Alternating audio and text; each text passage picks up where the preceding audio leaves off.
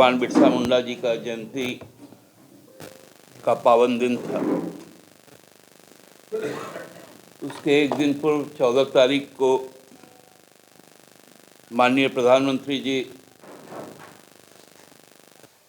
राज्य के दौरे पे आए थे। राज्य में राजधानी में उतरे, जगह जगह लोगों का अभिवादन भी स्वीकार किया। राज्य की जनता ने भी अपने गौरवमयी देश के प्रधानमंत्री का स्वागत किया, क्योंकि झारखंड की परंपरा रहा है कि झारखंड हमेशा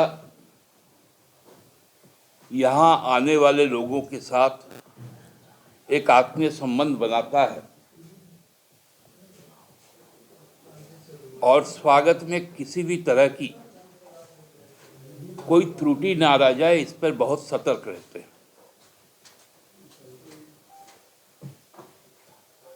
प्रधानमंत्री जी भी यहाँ आए, उसके पहले जो चीज़ें प्रकाश में आई कि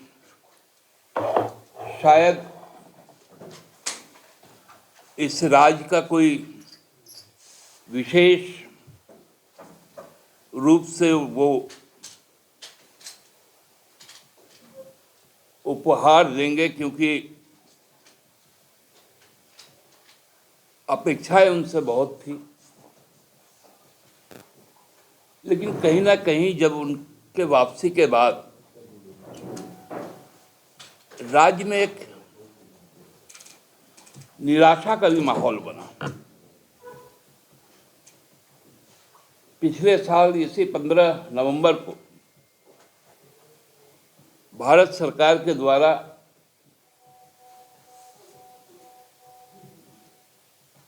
नवंबर को जनजातीय गौरव दिवस का नामकरण किया गया था और देश की प्रथम महिला जनजाति राष्ट्रपति महोदया यहाँ पर आई थी। तब से ये आस था कि जनजाति बहुल देश के जो भी इलाके हैं जो 5वीं और 6ठी अनुसूची के तहत संवैधानिक रूप से आच्छादित हैं, उनके लिए कोई विशेष कार्य किए जाएंगे। कल भी प्रधानमंत्री जी ने पीएम जनमन योजना को भी लागू किया, जिसमें जनजातीय समूह के न्याय और अधिकार की बात की। लेकिन वहीं पर सबसे कौतूहल ये हुआ कि जो आदि धर्म और संस्कृति है, ना तो उसके बारे में उनको कोई जानकारी थी,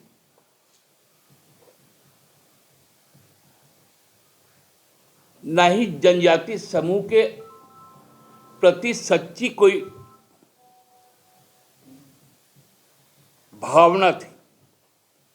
क्योंकि शरणागत धर्म कोड जो इस राज्य के विधानसभा ने सर्वसम्मति से पारित करके भेजा है, उसका उल्लेख तक नहीं किया। आप प्रधानमंत्री जी अच्छी अच्छी बातें कहते हैं, लेकिन आपके दिल में जनजाति समुदाय के प्रति कोई सम्मान का भाव नहीं दिखता। इसका उदाहरण मणिपुर भी है, जो 6ठी अनुसूची का राज्य है।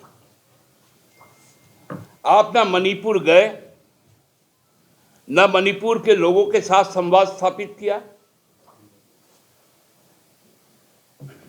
और तो और आपके पैर तो थिरकते रहते हैं चुनावी सभा के लिए, लेकिन आपने मिजोरम भी नहीं गया।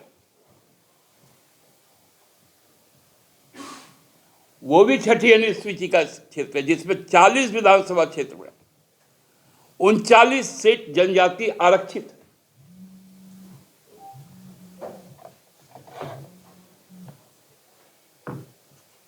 तो क्या छत्तीसगढ़ और मध्य प्रदेश के चुनाव को, जहां मध्य प्रदेश में एक बहुत बड़ी मतदाता मंडली जनजाति समूह का है, छत्तीसगढ़ में क्या उनको संबोधित करने के लिए राज्य के खूंटी को चुना गया? धरती आबा का गांव चुना गया? यह सवाल उठता है। प्रधानमंत्री जी अपने आप को झारखंड से जोड़ रहे थे कि प्रभात तारा में हमने योग दिवस, अंतर्राष्ट्रीय योग दिवस की शुरुआत की। खूंटी जिला में हमने 100% सोलर लाइट से सज्जित न्यायालय का उद्घाटन किया। प्रधानमंत्री जी, आप जो प्रभात तारा मैदान की बात करते थे, वो एचईसी का इलाका है, आवासीय इलाका है। हम पहले भी बोल रहे थे कि प्रधानमंत्री जी एचईसी को बचा लीजिए। प्रधानमंत्री जी ने जानबूझकर एचईसी के बारे में कोई बात नहीं। वो जानते हैं कि इस प्रदेश में रुग्णता आए, यह राज्य गरीब बना रहे, यह उद्देश्य था। कल राज्य की स्थापना दिवस थी। राज्य सरकार ने अपने राज्यवासियों के लिए जो कल योजनाएं लाई, वो सभी लाइफ चेंजर है, गेम चेंजर है, मील का पत्थर है। चाहे ग्राम गाड़ी योजना हो, स्टार्टअप हो, एमएसएमई के लिए योजना हो, आईटी सेक्टर के बीपीओ, इन सभी चीजों को लाने का काम किया। खिलाड़ियों को कल, जिन्होंने पूरे देश में अपने राज्य का नाम बढ़ाया, उनको नियुक्ति भी दी गई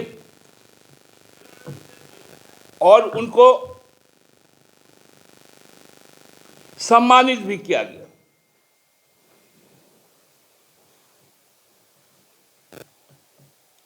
प्रधानमंत्री जी शायद ये जानते थे कि राज्य सरकार के बढ़ते कदम को यदि रोकना है तो हमको आना पड़ेगा, ताकि राष्ट्रीय स्तर से लेकर राज्य स्तर पर हम प्रचार का हेडलाइन में रहें, हाथ हिलाते हुए रोड शो करें।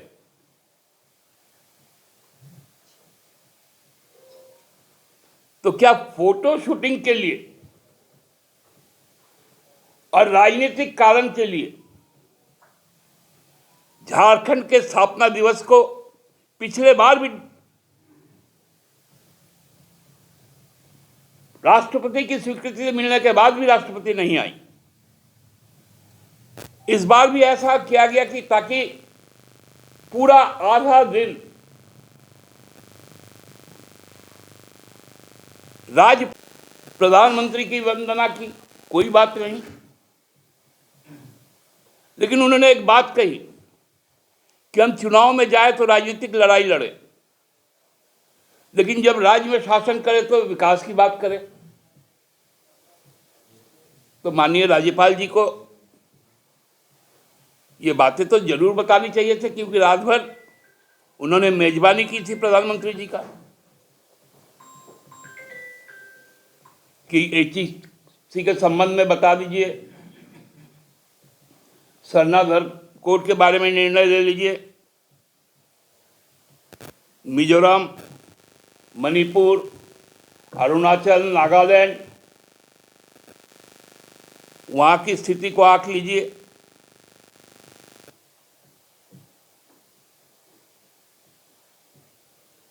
केवल और केवल राजनीतिक प्रचार तंत्र ही अब सरकारी खर्च पर भाजपा का उद्देश्य रह गया।